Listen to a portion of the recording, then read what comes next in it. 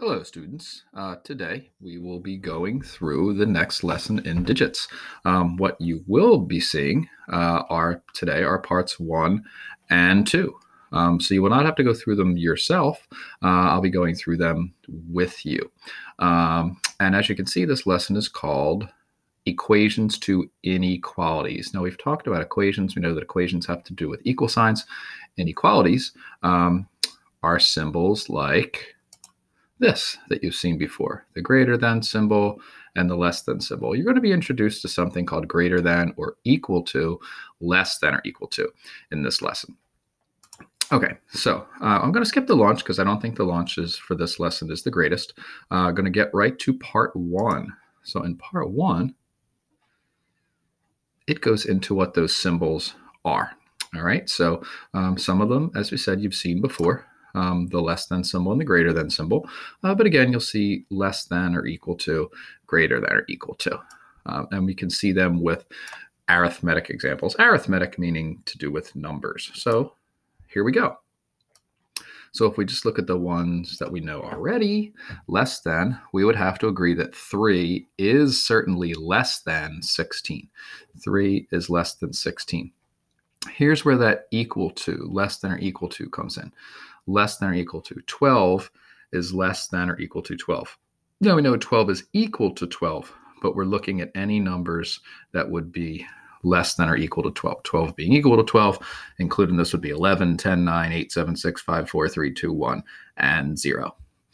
Greater than symbol, greater than. 15 is greater than 10. Okay, 15 greater than 10. We know that's true because if I had $15, that's certainly greater than or more than $10. Greater than or equal to. Greater than or equal to. 13 is greater than or equal to 7. Now, it's not equal to 7. It's greater than 7. But what they're saying is we're looking at all numbers greater than or equal to 7. So numbers greater than or equal to 7 would be 8, 9, 10, 11, 12, and 13. And the not equal to symbol, which you won't really see in this lesson, but we know not equal to if something's not equal. So 9 is certainly not equal to 3. So those are numbers, as they say, arithmetic examples. Algebra examples, okay. And we know algebra or algebraic expressions include those variables. So here's a little bit of a mystery to it because they're saying b is less than 6. Although we don't know what b is, we know that it would have to be a number that was less than 6. Less than or equal to 12 is less than or equal to m. So m would have to be 12 or any number less than 12. 11, 10, 9, 8, 7, 6, 5, 4, 3, 2, 1, 0, and even into the negative numbers. Greater than. 15 is greater than t. So we would know that t would have to be something that's not up to 15. So 15 is greater than t. So t would have to be anything under that. Greater than or equal to. A is greater than or equal to 7. So anything more than 7 would be a. X is not equal to 3. Meaning x is something other than 3. So that's how you would look at it algebraically. English sentences, here we go. A less than symbol. Children under 6 ride free. Okay, so if you're under 6, you would ride 3, so you'd have to be less than 6. Children ride free through age 6. So if you're up to and including 6, you would ride free. So if you're a little baby, 1, 2, 3, 4, 5, or 6, you would ride free. You must be older than 12 to drive a go-kart. So you'd have to be greater than 12 to drive a go-kart. So if you were 12, you couldn't ride it. But if you were 13, 14, 15, 16, 17, on and on and on and on and on, you could ride that go-kart. Another example with greater than or equal to, you must be at least 12 to drive a go-kart. So that at least there means you could be at least 12, but then you'd have to be greater than 2. So 12 would be good, 13, 14, 15, 16, 17, 18, 19, on and on and on and on and on. And the not equal to symbol. 4 apples are not equal to 3 mice. I think that pretty much makes sense. Okay, so those are the examples there. Okay, so decide whether each situation could be represented with an equation or an inequality. You ride your scooter 2 miles. You must be at least 48 inches tall to ride the bumper cars. You have less than 3 days to write a book report.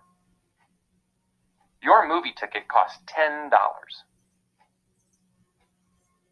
You have less than $10 to spend on snacks at the movie. Okay, so each of these statements, you ride your scooter 2 miles. So that means you went exactly 2 miles and stopped. So would that be inequality?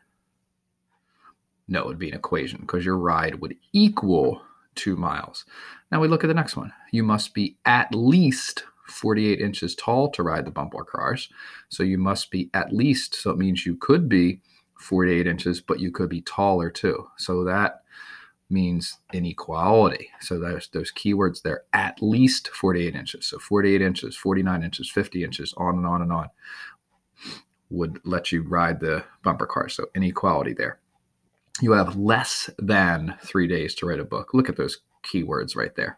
Less than 3 days to write a book report. Okay, there we go. So less than 3 days, certainly an inequality. This means you don't have more than 3 days. You have less than 3 days. So 2 days or 1 day. Your movie ticket costs $10. Okay. Is that an inequality? No, because your movie ticket costs exactly $10. You would have to have $10 if you had anything less than $10, you couldn't get in. But speaking of less than, you have less than $10 to spend on snacks at the movie. So you don't have $10, you have less than that. So maybe you have $9 or $8 or $7 or $9.50, but you have less than $9, which would be an inequality. All right. All right. Which situations could be modeled by inequalities? Okay. You must be 13 or older to buy a certain DVD. So if you were 13, could you buy it? Yes. If you were 14, yes. 15, 16, yes, because you have to be 13 or older. So that seems like an inequality. And you should not drive over the speed limit of 70 miles per hour. All right, so you shouldn't drive over it. So can you go 71? No. Can you go 70? Shouldn't drive over 70, so 70 would be okay, but then anything less than 70, 69 miles an hour, 68, 67, 66, 65, etc.